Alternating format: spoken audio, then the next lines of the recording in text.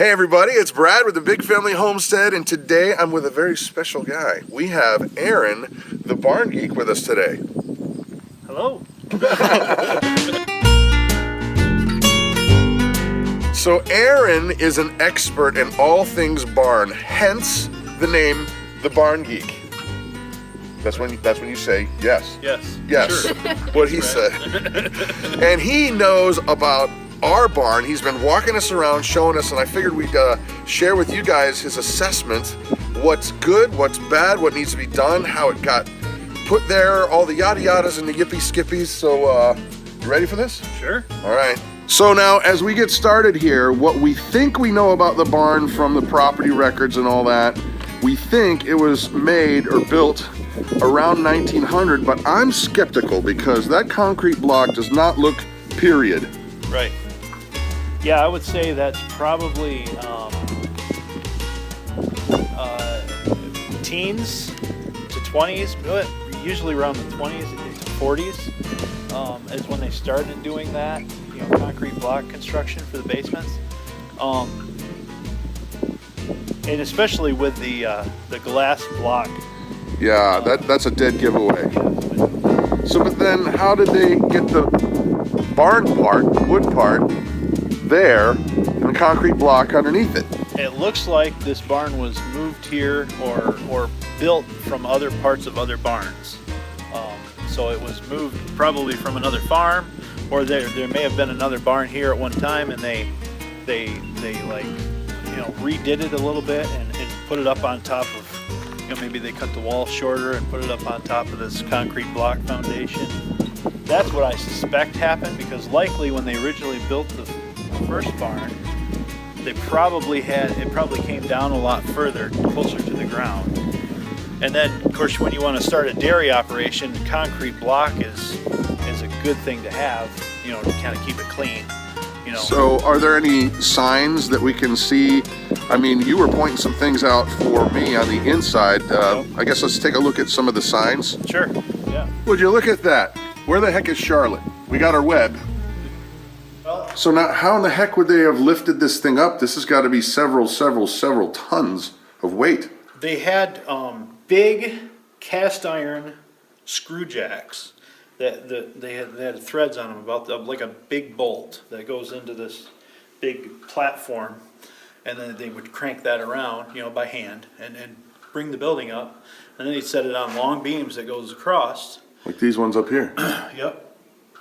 They would set those beams across the whole building onto, you know, a lot of times if they're not going to move it far, they'd put logs under it and just roll it like that with horses pulling it, or they'd put big heavy wagons underneath them and pull it with horses. By hand and horse. Right. There's even a couple of cases where people moved, you know, people picked the barn up. What? Yes, actual people. There was they did it in the 70s one time. They had about 100 people around this barn with little poles, and they just Oh my picked it up and gracious. started walking. Empty the town. We got to move our barn. Thoughts? Okay, so what I noticed right away is that we have two different frame systems here. This back here, the first three bents are timber frame. Now what's a bent? A bent is this framework structure you see? Uh-huh. That goes from the ground up to the peak. That's a bent. Gotcha. Okay, so There's three different ones. right, there's three bents there. Those are timber frame bents. And then these are what are called plank bents. It's kind of a transitional building process. So they went from timber frame to this to what we have now is pole barns, a lot of time, what typically is built. But these allowed, the reason they did this is it allowed more loft storage. So height or just space? Just space without beams in the way. So you don't have the tie beam that goes across here in the posts in the middle. Gotcha. So initially I thought that that section of the barn was older than this section, but I don't think that anymore now that I get up here, because you still have timber frame on the bottom. You can see these beams here. Yeah. So I think what happened was they took these two vents out, or at least the top part of them, and then replaced them with the plank so that they could get more space in the loft for hay storage. So I think this whole barn was probably original, and I would bet that it wasn't moved, that it actually what they did was the original barn went further down, and they cut it out and raised it up when they wanted to do a dairy. Yep.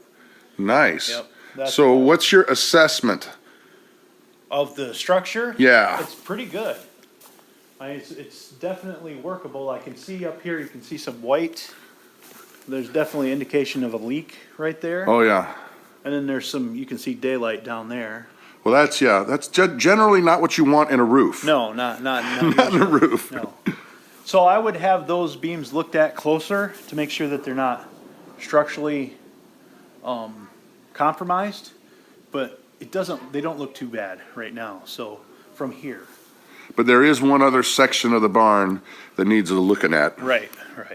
So at this part of the barn, I would definitely work on, because it looks, it appears, I didn't put a level up to it or anything, but it appears nice and straight and true.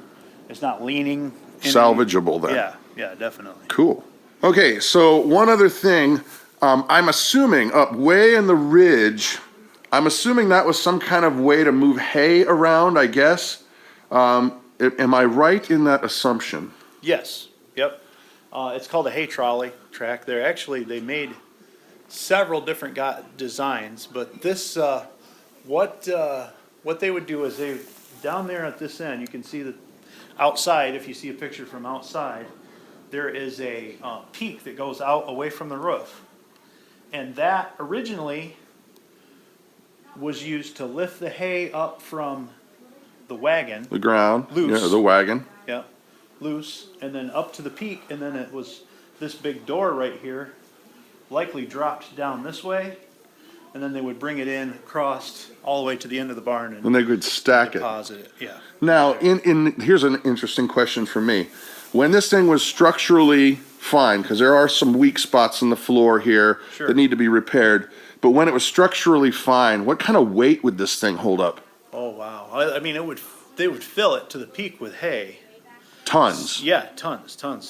Because usually what they used for the floor joists were what they call sleepers, and these are basically half-round logs. So, and those are designed. Those are like the strongest joists that you can get. Is to leave that hay or that log structure in place, and so that's what they would use. And then a lot of times they do 2 layers of hardwood decking on top of that, so it would hold. I mean, you could drive a tractor in it. A lot of them did. Wow. So, cool. yeah. So, and then the rafters here are most likely tamarack, or they could be cedar, depending on what's available locally. But those will last a very long time. And what they would do is, you can't see it, but the opposite side, the outside, they likely shaved flat with an axe. So it's nice and flat to nail those outer boards to it. Right.